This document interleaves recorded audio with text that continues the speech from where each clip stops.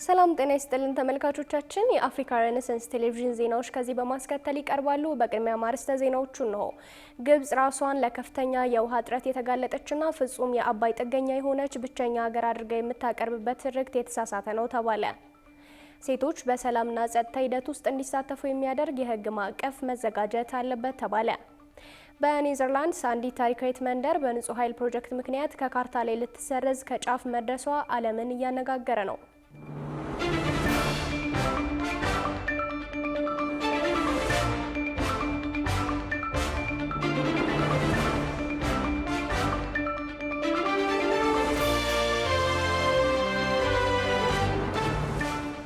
እንደምን ቆያችሁ ተመልካቾቻችን፣ ይህ የአፍሪካ ሬኔሳንስ ቴሌቪዥን የዜና ሰዓት ነው። የተመራረጡ ዜናዎቻችንን ወደ እናንተ እናደርሳለን። አብራችሁ እንድትሆኑ የምጋብዛችሁ ጽዮን ላይ ኩነኝ። ወደ ቀዳሚው ዜናችን ስናልፍ ግብጽ ራሷን ለከፍተኛ የውሃ እጥረት የተጋለጠችና ፍጹም የአባይ ጥገኛ የሆነች ብቸኛ ሀገር አድርጋ የምታቀርብበት ትርክት የተሳሳተ ነው ተባለ። ግብጽ ራሷን የምትስልበት ይህ የውሃ እጥረት ትረካ ዓለም አቀፉ ማህበረሰብን ሲያደናግር ቆይቷል። ብዙነህ እንዳለ ዝርዝር አለው። የአፍሪካን የታሪክ የኢኮኖሚና ጂኦፖለቲካ በከፍተኛ ሁኔታ ከሚቃኙት ተፈጥሯዊ ሀብቶች መካከል ውሃ ግንባር ቀደሙን ስፍራ ይይዛል። አፍሪካውያን የውሃ ሀብታቸውን በጋራ አልምቶ የመጠቀም ፍላጎታቸውና ጥረታቸው የአህጉሪቱን የወደፊት የልማትና የሰላም አቅጣጫ የሚወስን ወሳኝ ጉዳይ ቢሆንም ይህ አህጉራዊና የትብብርና የጋራ እድገት መንፈስ እውን ሊሆን የሚችለው የተፋሰሱ ሀገራት ያላቸውን እውነተኛ የውሃ ሀብት መጠንና ፍላጎት በሳይንሳዊ እውነታዎችና በግልጸኝነት ላይ ተመስርተው ሲተገብሩት ብቻ ነው። በዚህ አህጉራዊ የተፋሰስ ትብብር ውስጥ ትልቁን ስፍራ የሚይዘው የታላቁ አባይ ወንዝ ተፋሰስ ነው። ሆኖም ለዘመናት የዘለቀውና አሁንም ድረስ በዲፕሎማሲያዊ መድረክ የሚንጸባረቀው ዋነኛው ማነቆ ግብጽ ራሷን ለከፍተኛ የውሃ እጥረት የተጋለጠችና ፍጹም የአባይ ጥገኛ የሆነች ብቸኛ ሀገር አድርጋ የምታቀርብበት ትርክት ነው። ይህ ትረካ ዓለም አቀፉን ማህበረሰብም ሲያደናግር ቆይቷል። ነገር ግን የጂኦግራፊ የሃይድሮሎጂና የዘመናዊ ቴክኖሎጂ መረጃዎችን በጥልቀት ሲመረመሩ ግብጽ ራሷን የምትስልበት የውሃ እጥረት ትረካ ከእውነተኛው ነባራዊ ሁኔታ ጋር በእጅጉ የሚቃረን ሆኖ ተገኝቷል። ግብጽ በውስጡ የያዘቻቸውን ግዙፍና ያልተነኩ ድብቅ ሀብቶች፣ የቴክኖሎጂ አቅሞችንና በበረሃ ውስጥ የምታከናውናቸውን ሰፋፊ የውሃ ማዞር ፕሮጀክቶች ሀገሪቱ እውነተኛ የውሃ እጥረት ሳይሆን ከፍተኛ የውሃ ሀብት ያላት መሆኗን በግልጽ ያሳያል። ይህንን እውነታ በግልጽ የሚያስረዱትና የግብፅን እውነተኛ የውሃ ማማነት የሚያረጋግጡት ዋና ዋና ሳይንሳዊ ተግባራዊ ማስረጃዎችም ቀርበዋል። ከገጸ ምድር ውሃ ባሻገር በግብፅ፣ ሊቢያ፣ ሱዳንና ቻድ ስር የሚገኙት የኑቢያ አሸዋማ ድንጋይ የከርሰ ምድር ውሃ ስርዓት በዓለም ላይ ካሉት የከርሰ ምድር ውሃ ትልቁ እንደሆነ ይነገራል። አንዳንድ ጥናቶች እንደሚያመላክቱት በግብፅ ግዛት ስር ብቻ የሚገኘው የዚህ ውሃ መጠን ከ5 ትሪሊየን እስከ 10 ትሪሊየን ኪዩቢክ ሜትር እንደሆነም ይገመታል። ይህ ግዙፍ ሀብት የአባይ ወንዝን የ5 ክፍለ ዘመናት ማለትም 500 ዓመታት አጠቃላይ የውሃ ፍሰት የሚበልጥ ድብቅ ሀብት ነው። ግብጽ ይህንን ሀብቷን በዘመናዊ መንገድ አውጥታ ብትጠቀም ለበርካታ አስርት ዓመታት ያለምንም የገጸ ምድር ውሃ ስጋት መኖር የሚያስችላት ስትራቴጂካዊ ክምችት አላትም ማለት ነው። ሌላው የግብጽ የውሃ መከላከያ ማዕከል የሆነው በአስዋን ከፍተኛ ግድብ የተገደበው ናስር ሐይቅ እስከ 169 ቢሊየን ኪዩቢክ ሜትር ውሃ የመያዝ አቅም አለው። ይህም ማለት በናስር ሐይቅ የተከማቸው ውሃ ብቻ የግብፅን የዓመታት ሙሉ የውሃ ፍላጎት ያለምንም ተጨማሪ የወንዝ ፍሰት መሸፈን የሚያስችል ግዙፍ ስትራቴጂካዊ መያዣ ወይም ቡፈር ሆኖ ያገለግላል። ከዚህ ባለፈ ግብጽ በሜዲትራኒያንና በቀይ ባህር ረጅም የባህር ዳርቻዎች ያሏት በመሆኑ በጨዋማ ውሃ ማጣሪያ ቴክኖሎጂ ትልቅ እርምጃ እየወሰደች ትገኛለች። በአሁኑ ወቅት በቀን ከ1.5 እስከ 2 ሚሊዮን ኪዩቢክ ሜትር እየተጣራ ውሃ እያመረተች ሲሆን በግልና በህዝብ በካርበን ቅነሳ ድጋፎችና በባህር ዳርቻ ማስፋፊያ ፕሮጀክቶች አማካኝነት የማጣራት አቅሟን በጥሬው በእጥፍ ለማሳደግ የሚያስችል እስከ 2050 የሚዘልቅ ስትራቴጂካዊ ማስተር ፕላንም አዘጋጅታለች። ግብጽ በቶሽካ ፕሮጀክቶች አማካኝነት ከናስር ሐይቅ በቢሊዮን የሚቆጠር ኪዩቢክ ሜትር ውሃዎችንም ወደ ምዕራብ በረሃ በመቀየር ሰው ሰራሽ ሐይቆችና ክፍት የመስኖ ቦዮችን እንዲፈጠሩም አድርጋለች። በሌላ በኩል በኒው ዴልታና በጂሪያን በሚሊዮን ሄክታር መሬት ለማልማት እንዲሁም አዳዲስ ከተሞችን ለመገንባት የተፈጥሮ የአባይ ወንዝን አቅጣጫ በመቀየር ቢሊዮን ኪዩቢክ ሜትር ውሃ በመመደብ ላይ ትገኛለች። እነዚህ ፕሮጀክቶች ግብጽ ለትልልቅ የበረሃ ልማቶች የሚተርፉ ትርፍ ውሃ እንዳላትም በተግባር የሚያሳዩ ናቸው። ግብጽ ውሃን መልሶ በማጣራት ጥቅም ላይ ለማዋል ትልልቅ የውሃ ማጣሪያ ጣቢያዎችንም ለምሳሌም ባህር ኤልባቃር ገንብታለች። ሀገሪቱ በየዓመቱ በቢሊዮን የሚቆጠሩ ኪዩቢክ ሜትር ፈሳሽ ውሃዎችንም መልሳ በመጠቀም ለግብርና በማዋል የምትጠቀመውን እያንዳንዱን የውሃ ጠብታ የማባዛት ከፍተኛ ቴክኖሎጂያዊ አቅም እንዳላትም አስመስክረዋል። አፍሪካውያን የውሃ ሀብታቸውን በጋራ አልምተው ለመጠቀም የሚያደርጉት ጉዞ እውን ሊሆን የሚችለው ግብጽ የምታራምደውን አይነት የተሳሳቱ ትርክቶችን በሳይንሳዊ እውነታዎች መተካት ሲቻል ብቻ ነው። ዓለም አቀፉ ማህበረሰብም ይህን በሚገባ ሊገነዘብ ይገባል። ግብጽ ግዙፍ የከርሰ ምድር ውሃ፣ ዘመናዊ የውሃ ማጣሪያ ጣቢያዎች፣ ከፍተኛ የውሃ መልሶ መጠቀም አቅምና በበረሃ ውስጥ ውሃ እስከ ማዞር የሚያስችል ሀብት ያላት ሀገር ናት። ይህም ግብጽ የውሃ እጥረት ያለባት ሀገር ሳትሆን የአፍሪካ የውሃ ማማ መሆኗን በተግባር የሚያሳይ ነው። ሴቶች በሰላምና ጸጥታ ሂደት ውስጥ እንዲሳተፉ የሚያደርግ የሕግ ማዕቀፍ መዘጋጀት አለበት ተባለ። በሰላም እጦት በከፍተኛ ሁኔታ ጥቃት የሚደርስባቸው ሴቶች ቢሆኑም መፍትሄውን በማፈላለግ በኩል ግን እምብዛም ተሳታፊ ሲሆኑ አይታዩም። ዝርዝሩን እንደሚከተለው ይቀርባል።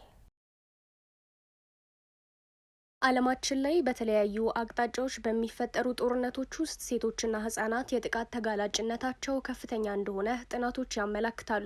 በግጭት ወቅት የሚፈጸሙ ጾታዊ ጥቃቶች በተለይም አስገድዶ መድፈር እንደ ጦር መሳሪያ መታየት መጀመራቸው ጉዳዩ ዓለም አቀፍ ትኩረት እንዲሻ አድርጎታል። ይሁንና በግጭቶች ውስጥ ከፍተኛ ተጋላጭ የሆኑ ሴቶች ጦርነትን በመከላከል ሰላምን በማስፈን ድርድርን በመምራትና ከግጭት በኋላ ሀገርን በማቋቋም ረገድ ትልቅ አስተዋጽኦ ቢያበረክቱም በይፋ የሰላም ሂደቶችና በውሳኔ ሰጪ ቦታዎች ላይ ግን ይህ ተሳትፎ ሙሉ በሙሉ ተግባራዊ ሲሆን አይታይም። የተባበሩት መንግስታት ድርጅት የጸጥታው ምክር ቤት በሁሉም የሰላም ግንባታ፣ የፖለቲካ ንግግርና የውሳኔ ሰጪነት ደረጃዎች ላይ የሴቶችን እኩል ተሳትፎ ለማረጋገጥ 1325 የተሰኘ የህግ ማዕቀፍ አውጥቷል። አባል ሀገራቱም የዚህን ውሳኔ ዓላማዎች ተግባራዊ ለማድረግ የራሳቸውን ብሔራዊ ድርጊት መርሃ ግብር ቀርጸው ይሰራሉ። በኢትዮጵያ ነባራዊ ሁኔታ የዚህን ውሳኔ መርሆች መሰረት አድርጎ የባህል ድርጊት መርሃ ግብር ተቀርጾ የመጨረሻው ደረጃ ላይ የደረሰ ሲሆን ሴቶችና የህብረተሰብ ክፍሎች አስተዋጽኦ አድርገውበታል። በፈረንጆቹ 2023 በአምባሳደር ቆንጂት ስነ ጊዮርጊስና በአምባሳደር ታደለች ኃይለ ሚካኤል የተመሰረተው የአፍሪካ ሴቶች ሰላምና ደህንነት ኢንስቲትዩት ሰላምና ጸጥታን ለመፍጠርና ለማሳደግ የሚችሉ ሴቶችን ለማብቃት አልሞ ከተነሳ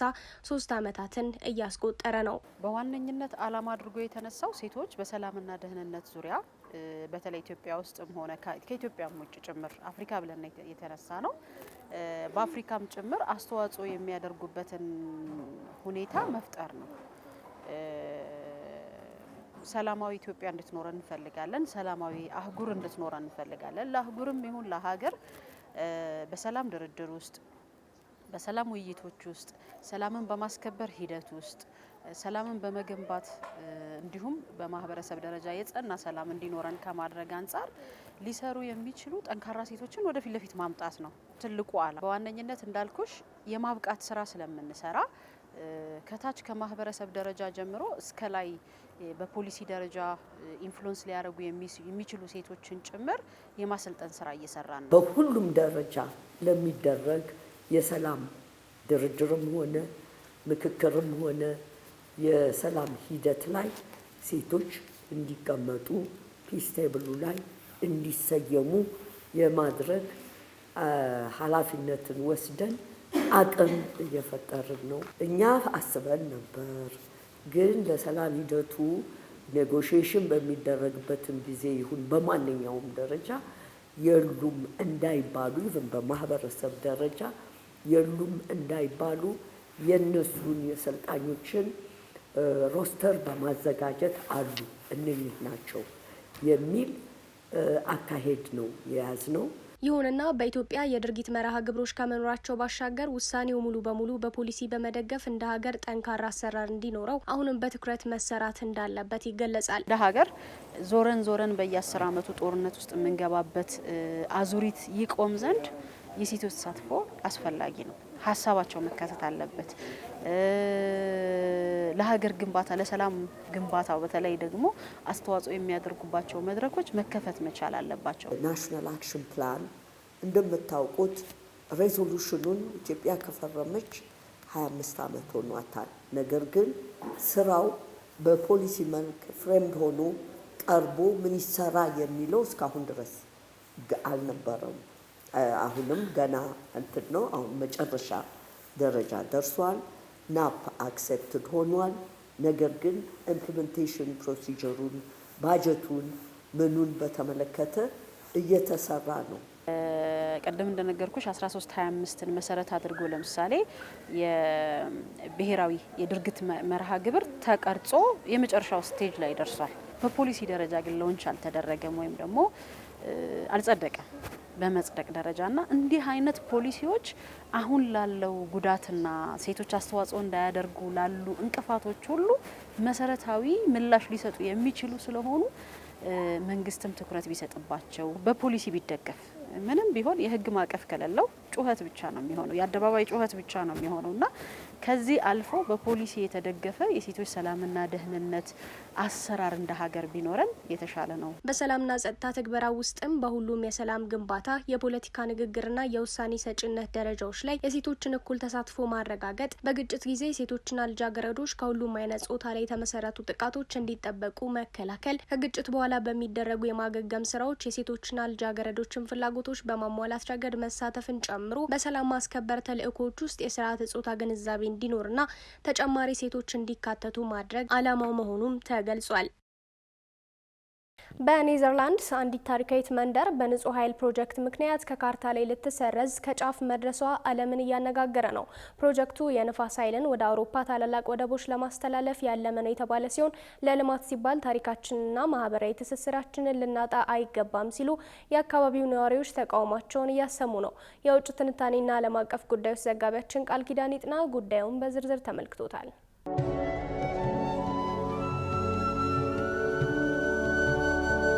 እውነተኛ ልማት ከሰው ልጅ ህይወት ይጀምራል። ታሪክን አፍርሶ የሚገነባ ፎቅ ግን መሰረቱ ነፋስ ነው ይባላል። ዓለማችን ከአየር ንብረት መዛባት ለመዳን ወደ ንጹህ ኃይል ለመቀየር በምታደርገው ሩጫ ውስጥ በኔዘርላንድስ የምትገኝ አንዲት ታሪካዊት መንደር የዚህ ዘመቻ ሰለባ ሆና ከካርታ ላይ ልትሰረዝ የመጨረሻው ውሳኔ ላይ መድረሷ እየተነገረ ነው። በሁለተኛው የዓለም ጦርነት የቦምብ ዝናብንና ከባድ የጎርፍ አደጋን ተቋቁማ ህልውናዋን ማቆየቷ የሚነገርላት ይህቺ ሞርዳይክ የተሰኘችው መንደር ዛሬ የሰው ልጅ ታሪክና ማህበራዊ ትስስር ከኃይል ማመንጫ ፕሮጀክቶች ጋር በገጠመው የህልውና ትግል በአረንጓዴ ልማትም በዶዘር ልትፈርስ የመጨረሻውን ትዕዛዝ እየተጠባበቀች መሆኗ ነው የተነገረው።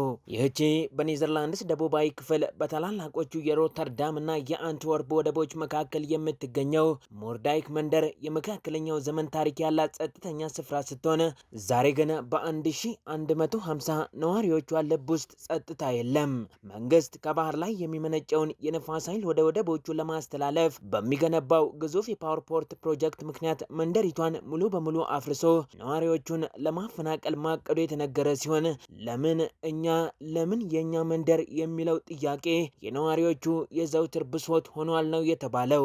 ማህበረሰቡ በመንግስት ላይ እምነት አጥቷል የሚሉት የነዋሪዎቹ ተወካይ ፒማየር እዚህ ተወልደው ያደጉ የ90 ዓመት አዛውንቶች አሉ፣ ለ3 እና 4 ትውልድ እዚህ የኖሩ ቤተሰቦች አሉ። ይህንን ሁሉ ታሪክና ትዝታ ጥሎ መሄድ አይቻልም በማለት የህዝቡን ቁጣ ይገልጻሉ። ለኢነርጂ መሐንዲሶቹ ግን ይህች መንደር ፍጹም የሆነች ስልታዊ ቦታ ነች። ወደቦችን፣ የባቡር መስመሮችንና አውራ ጎዳናዎችን በቅርበት የምታገናኝ በመሆኗ ለግዙፍ የኃይል መሰረተ ልማት ግንባታ ተመራጭ አድርጓታል። ለኢነርጂ መሐንዲሶቿ ግን ይህች መንደር ፍጹም የሆነች ስልታዊ ቦታ ነች። ወደቦችን፣ የባቡር መስመሮችንና አውራ ጎዳናዎችን በቅርበት የምታገናኝ በመሆኗ ለግዙፍ የኃይል መሰረተ ልማት ግንባታ ተመራጭ አድርጓታል። ነገር ግን በቅርቡ የተቋቋመው አዲሱ የኔዘርላንድስ መንግስት መንደሪቷን ከማፍረስ ይልቅ ፕሮጀክቱን በመጠኑ አሳንሶ በመንደሪቱ ዙሪያ ለመገንባት አማራጭ ሀሳብ ማቅረቡን የኤኤፍፒ ዘገባ ያስረዳል።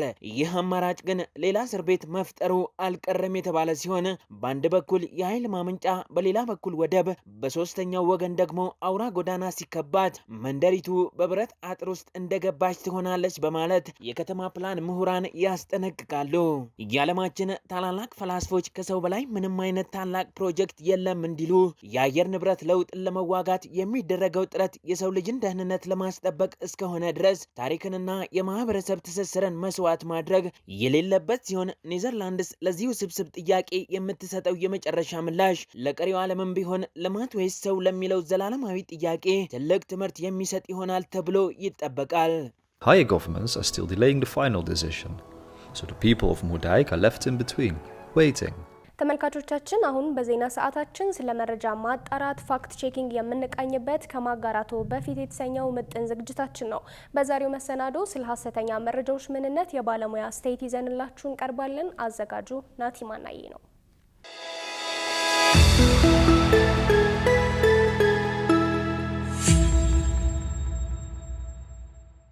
በየቀኑ ጧት ስንነሳ ከምንከፍተው የሞባይል ስልካችን ጀምሮ በቴሌቪዥን በሬዲዮና በዙሪያችን ባሉ ሰዎች አማካኝነት በመቶዎች የሚቆጠሩ መረጃዎች ይደርሱናል። ነገር ግን ከነዚህ መረጃዎች መካከል ስንቶቹ እውነት ናቸው? ስንቶቹስ የተዛቡ ወይም ሙሉ በሙሉ ሐሰት? ዛሬ ቴክኖሎጂ በራቀበትና በተራቀቀበት ዓለም ውስጥ መረጃ ኃይል ነው። ነገር ግን ያልተረጋገጠና ሐሰተኛ መረጃ እንደ ሰደድ እሳት በፍጥነት በመሰራጨት የሰዎችን ሕይወት፣ የሀገርን ሰላም፣ ማህበራዊ አብሮነትን አደጋ ላይ ሲጥል እንመለከታለን።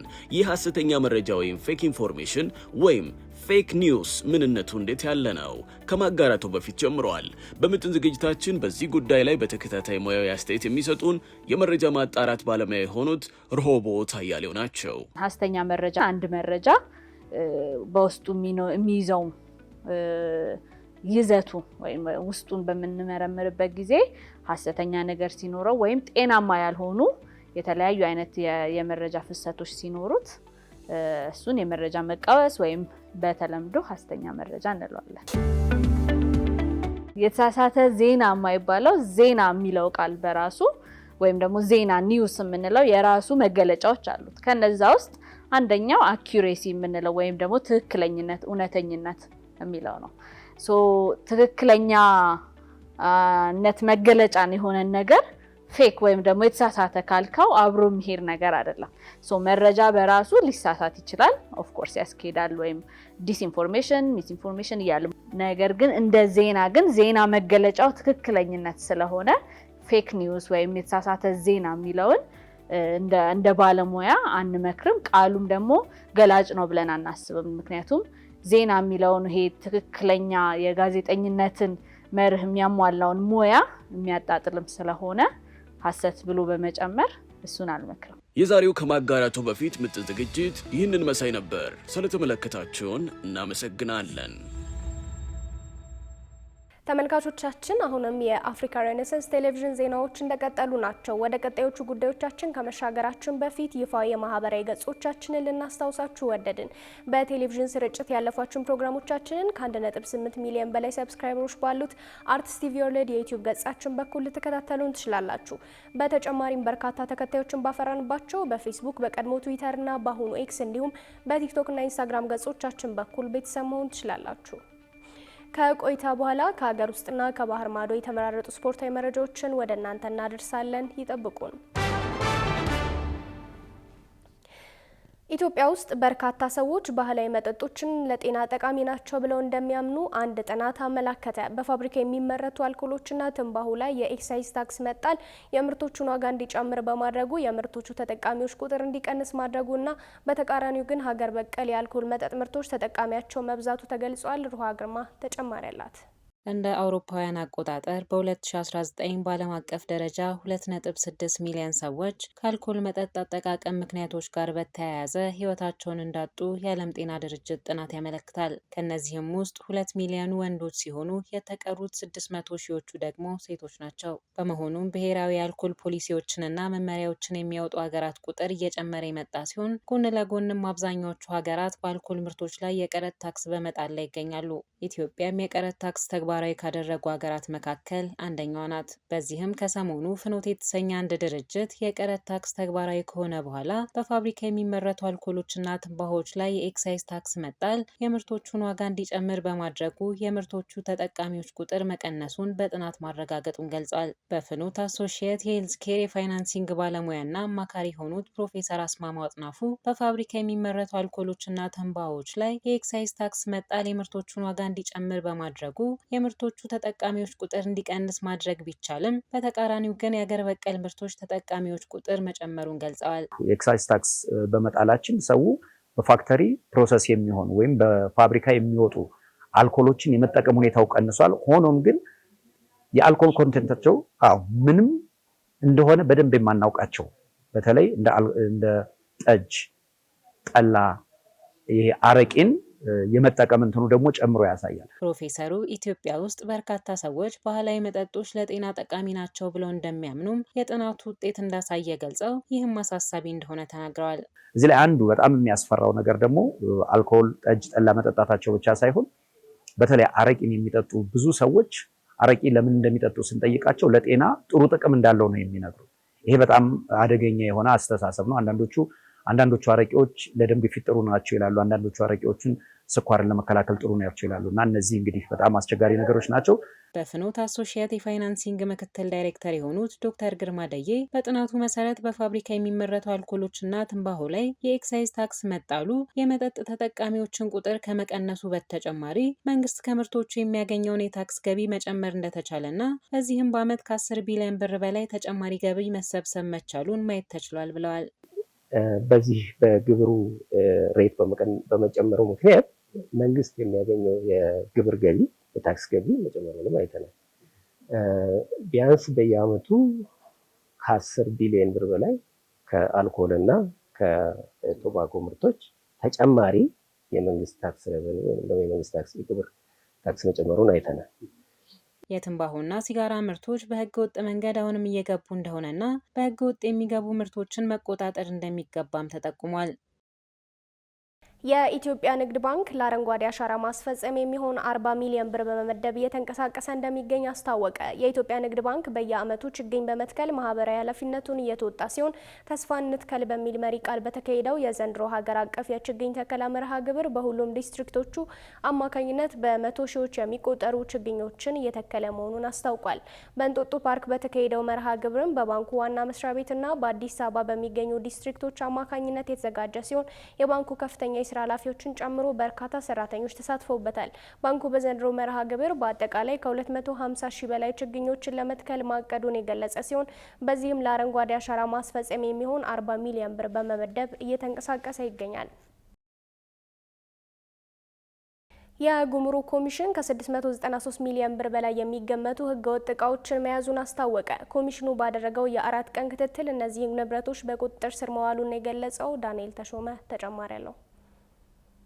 ከሐምሌ 23 እስከ ሐምሌ 29 ቀን 2018 ዓ.ም ባሉት 4 ቀናት በተደረገ ክትትል በጠቅላላ 693 ሚሊዮን ብር ግምታዊ ዋጋ ያላቸው የኮንትሮባንድ ዕቃዎች በቁጥጥር ስር መዋላቸውን የጉምሩክ ኮሚሽን ይፋ አድርጓል። በተጠቀሱት ቀናት በተደረገው ተከታታይ ክትትል 648.4 ሚሊዮን ብር የገቢ ኮንትሮባንድ ዕቃዎች እንዲሁም 44.6 ሚሊዮን ብር የውጭ ኮንትሮባንድ ዕቃዎች በተለያዩ ቅርንጫፍ ጽህፈት ቤቶች በቁጥጥር ስር መዋላቸውንና ዕቃዎቹን ሲያዘዋውሩ የተገኙ 30 ተጠርጣሪዎችና 17 ተሽከርካሪዎችም አብሮ መያዛቸው ተገልጿል። በቁጥጥር ስር ከዋሉት የኮንትሮባንድ ዕቃዎች መካከል አዳዲስና ልባሽ ጨርቆች፣ ኤሌክትሮኒክስ፣ የግብርና ምርቶች፣ የተሽከርካሪ መለዋወጫ፣ የመዋቢያ ዕቃዎች፣ ጫት፣ አደንዛዥ እጾች፣ መድኃኒት፣ ማዕድናት፣ ነዳጅ፣ የቁም እንስሳትና የውጭ ሀገር ገንዘቦች ይገኙበታልም ተብሏል። በተጠቀሰው የጊዜ ገደብ የገቢና የውጭ ኮንትሮባንድ በመቆጣጠር አዋሽ 153 ሚሊዮን ብር፣ ድሬዳዋ 109 ሚሊዮን ብር እና ጅግጅጋ የጉምሩክ ቅርንጫፍ ጽህፈት ቤቶች 106 ሚሊዮን ብር የሚያወጡ ዕቃዎችን በመያዝ ቀዳሚውን ስፍራ መያዛቸውን ኮሚሽኑ ይፋ አድርጓል። ክትትሉ በጉምሩክ ኮሚሽን ሰራተኞች፣ በፌዴራልና በክልል ፖሊስ አባላት እንዲሁም በህብረተሰቡ ንቁ ተሳትፎ በፍተሻ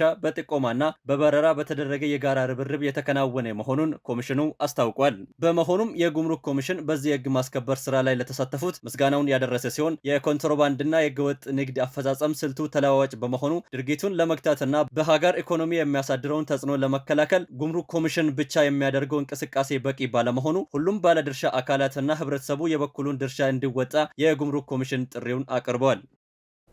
ኦሮሚያ ባንክ የችግኝ ተከላ መርሃ ግብር አከናወነ። ኦሮሚያ ባንክ በገላን ክፍለ ከተማ በሚገኘው የልህቀትና ኮንቬንሽን ማዕከል ቅጥር ግቢ ውስጥ ተስፋ እንትከል በሚል መሪ ቃል ከ2000 በላይ ችግኞችን በመትከል መርሃ ግብር አካሂዷል። የኦሮሚያ ባንክ ዋና ስራ አስፈጻሚ የሆኑት ተፈሪ መኮንን ከዚህ ቀደም የተተከሉ ችግኞች ለአካባቢው ውበት ከመስጠታቸው ባሻገር ለምግብነት የሚውሉ ምርቶችን ማፍራት መጀመራቸውን ገልጸዋል። የዘንድሮ የአረንጓዴ አሻራ መርሃ ግብር ለአካባቢው ውበት፣ ለምግብነት የሚውሉ ምርቶችን ለማምረት እንዲሁም ሀገሪቱን ከካርበን ልቀት ነጻ ለማድረግ ያለመ መሆኑ ተገልጿል። በመርሃ ግብሩ የባንኩ ዋና ስራ አስፈጻሚ ተፈሪ መኮንንና ከፍተኛ የስራ ኃላፊዎችን ጨምሮ ከ200 በላይ የባንኩ ሰራተኞች ተሳትፈዋል። ክቡራን ተመልካቾቻችን በቀጣይ የምናመራው ከሀገር ውስጥና ከውጭ የተመራረጡ ስፖርታዊ መረጃዎችን ወደ እናንተ ወደምናደርስበት ዝግጅት ነው። ስፖርታዊ መረጃዎቹን ባልደረባችን ሷሊ መሐመድ ይዘው ይጠብቃችኋል። ከመረጃዎቹ ጋር መልካም ቆይታ።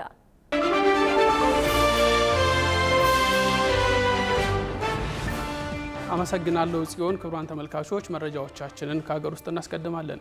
የኢትዮጵያ ከ20 ዓመት በታች አትሌቲክስ ቡድን በወጣቶች ዓለም ሻምፒዮና 6 ሜዳሊያዎችን በመሰብሰብ ውድድሩን አጠናቀቀ።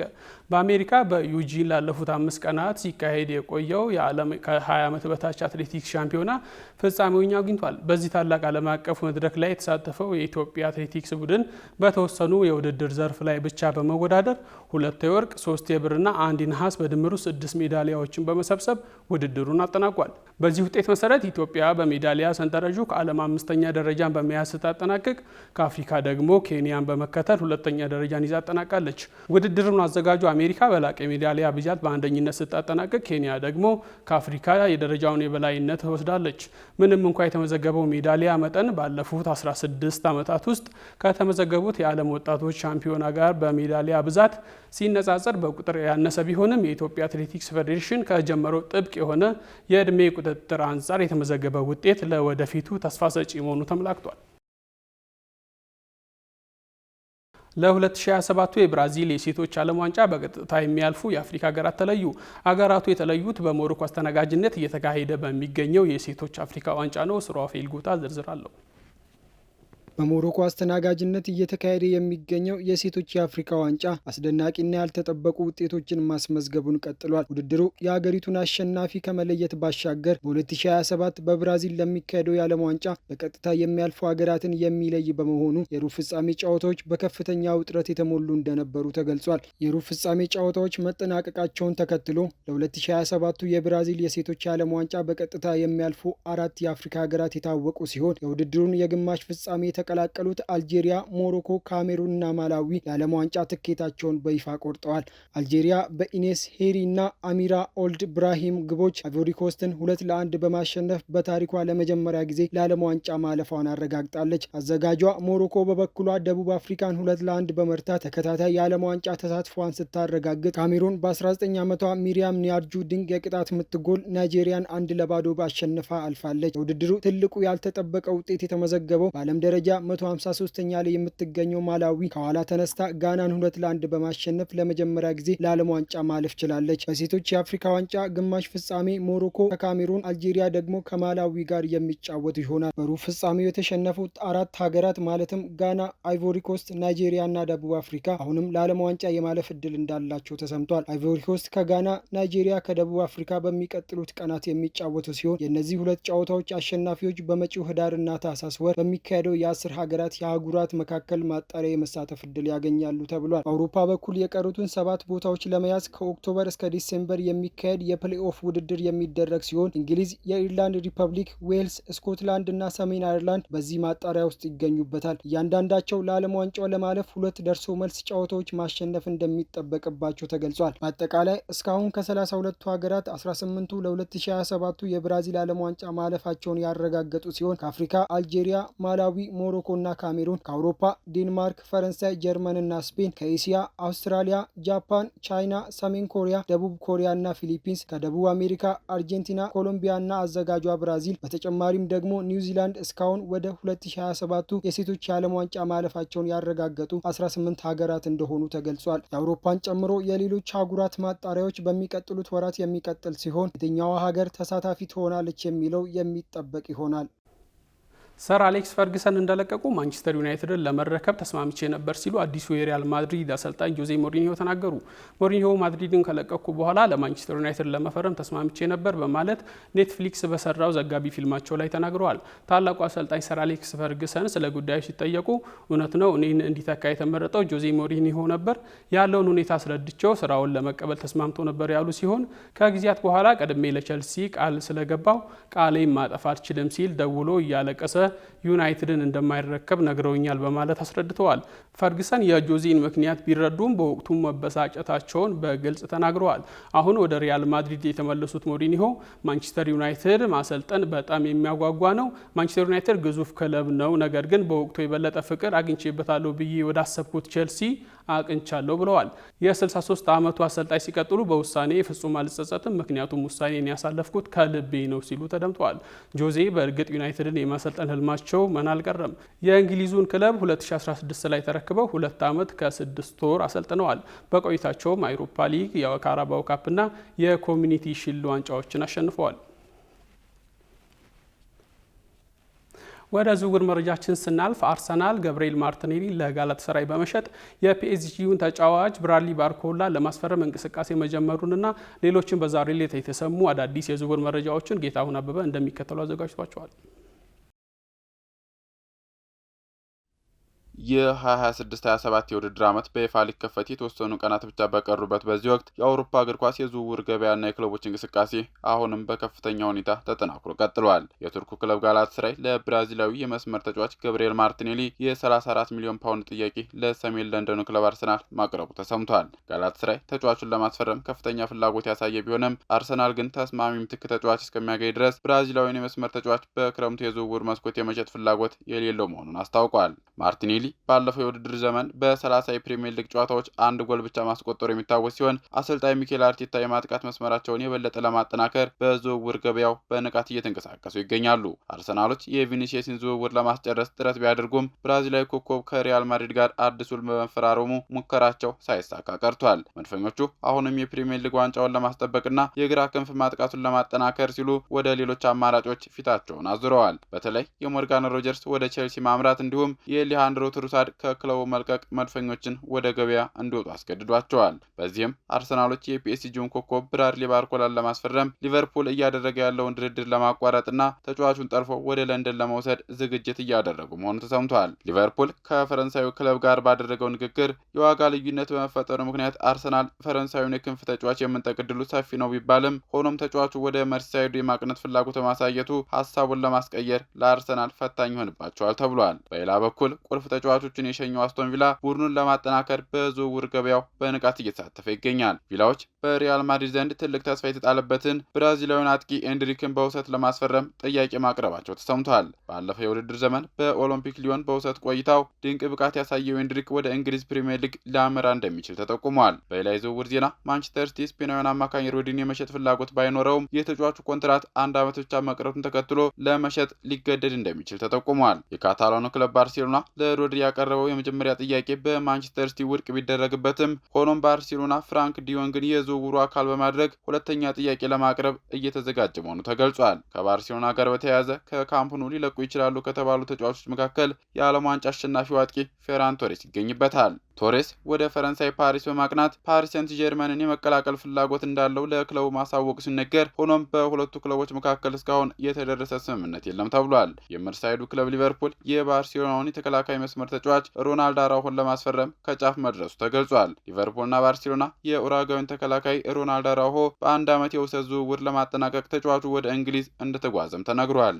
ውሉ የ55 ሚሊዮን ዩሮ የቋሚ ግዢ አማራጭን ያካተተ ሲሆን ደሞዙም ሙሉ በሙሉ በሊቨርፑል ይሸፈናል የተባለ ሲሆን በተለይ የኮናቴን መልቀቅና የጆ ጎሜዝን ጉዳት ተከትሎ ጥሩ አማራጭ እንደሚሆን ተገልጿል። የተጫዋቹ ወደ አንፊልድ መምጣት በአንዶኒ ኢራኦላ ለሚመራው ሊቨርፑል የተከላካይ ክፍተቱን ለመድፈን ብሎም በመስመር ተመላላሽነት ሊያገለግል እንደሚችል ተጠቁሟል። በመጨረሻም ሴኔጋላዊ አማካኝ ኢድሪሳ ጋናጌ የሳውዲ ፕሮ ሊግ ተሳታፊውን ክለብ አልድሪያህን በይፋ መቀላቀሉ ተነግሯል። የ36 ዓመቱ ተጫዋች በኤቨርተን ቤት የነበረው ኮንትራት ውሉ መጠናቀቁን ተከትሎ በነጻ ዝውውር ወደ አዲሱ ክለብ አምርቷል። የቀድሞው የፒኤስጂ እና የሊል ተጫዋች ጊዬ ለሴኔጋል ብሔራዊ ቡድን 130 ጨዋታዎችን ያደረገ ሲሆን በ2021 ከሀገሩ ጋር የአፍሪካ ዋንጫ ማንሳቱ ይታወሳል።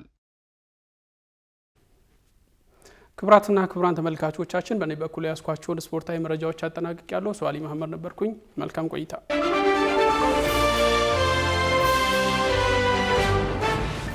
ወደ ተመልካቾቻችን የአፍሪካ ሬኔሳንስ ቴሌቪዥን የሰዓቱ ዜናዎች የተከታተላችሁትን ይመስሉ ነበር። ስለሰጣችሁን ጊዜ ከልብ ያመሰገንን። ከዜናዎቹ ጋር ጽዮን ላይኩን ቆይታ አድርጌያለሁ። ከቀሪ የጣቢያችን ዝግጅቶች ጋር መልካም ጊዜን ተመኘው።